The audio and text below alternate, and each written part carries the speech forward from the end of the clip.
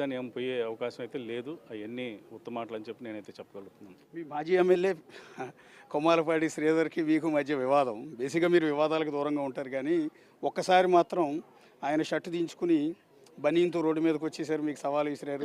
ఇసుక కుంభకోణంలో మీరు ఏదో స్కామ్ చేశారు, దోచుకున్నారు అని. ఆ తర్వాత మీరు కూడా సవాలంటూ టెంపుల్ ముందుకు వచ్చారు. ఎందుకు ఎప్పుడు లేనంత ఆవేశం, ఎందుకు ఆ వివాదం వచ్చిందండి? అది ఎందుకు వచ్చిందో వాళ్ళకే తెలియాలి.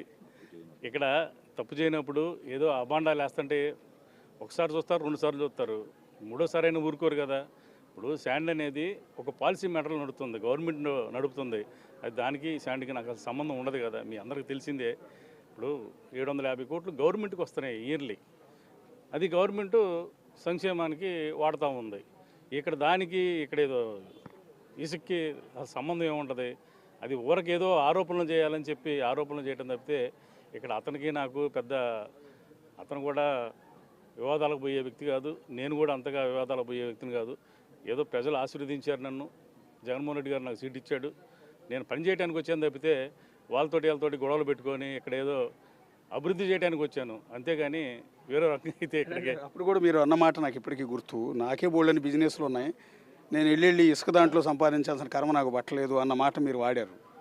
అవును, నాకు బిజినెస్లు ఉన్నాయి, నేను చూసుకుంటారు, మా పిల్లలు చూసుకుంటున్నారు. ఇక్కడ ఏదో నేను ఒక అవకాశం ఇచ్చాడు జగన్మోహన్ రెడ్డి గారు నాకు. నేను ఎప్పుడు కాదు, 2009లోనే రాజశేఖర రెడ్డి గారిని నేను సత్యనపల్లి సీట్ కోసం అడగడం జరిగింది. అప్పటి నుంచి నాకు అవకాశం దొరకలేదు. మాది బేసిక్గా కాంగ్రెస్ ఫ్యామిలీ, మాది మా తాతల నుంచి మేము కాంగ్రెస్ ఫ్యామిలీ మాది. అప్పటి నుంచి అట్లాగే ఉన్నాం. కాంగ్రెస్ తర్వాత వైఎస్ జగన్మోహన్ రెడ్డి గారు పార్టీలోకి వచ్చాము మేము. అట్లాగే స్టాండర్డ్ అయిపోయి ఆయన దగ్గర అవకాశం దొరికింది, ఒక అవకాశం నాకు ఇచ్చాడు కాబట్టి దాన్ని ప్రూవ్ చేసుకున్నాను. ఇక్కడ ఈ ప్రాంతాన్ని పెదకూరపాడు నియోజకవర్గాన్ని, మా ఊరు పక్కనే ఈ నియోజకవర్గం ఆనుకుని ఉంటుంది కాబట్టి నాకు అక్కడ అవకాశం లేదు. ఇక్కడికి వచ్చి నేను ఇక్కడ ఎక్కువగా నాకు రిలేటివ్స్ కూడా ఉన్నారు నాకు ఈ ప్రాంతంలో మొత్తం కూడా.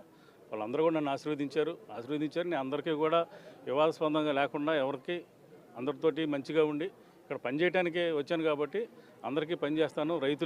ముఖ్యంగా రైతులకి నేను అండగా ఉంటున్నాను. వాళ్ళకి నీళ్లు తెచ్చే ఏర్పాటు చేస్తున్నాను. అన్ని రకాలుగా కూడా నేను అండగా ఉంటాను. బేసిక్గా మీరు కమ్మ సామాజిక వర్గం నుంచి వచ్చిన ఎమ్మెల్యే. కమ్మ సామాజిక వర్గంలో చాలామంది చేస్తున్న ప్రధానమైన ఆరోపణ, జగన్మోహన్ రెడ్డి ఈ సామాజిక వర్గం అంటే మొదటి నుంచి కూడా వ్యతిరేకంగా ఉన్నారు. ఈ సామాజిక వర్గానికి సంబంధించిన వాళ్ళ భూములు ఉన్నాయి కాబట్టి అమరావతిని స్పాయిల్ చేశారు అంటూ వాళ్ళు ఆరోపిస్తున్నారు. మీరు ఆ కమ్యూనిటీ మీ వెనకే ఉందనుకుంటున్నారు ఇప్పటికి కూడా? కమ్యూనిటీ పరంగా అనేది అట్లా లేదండి.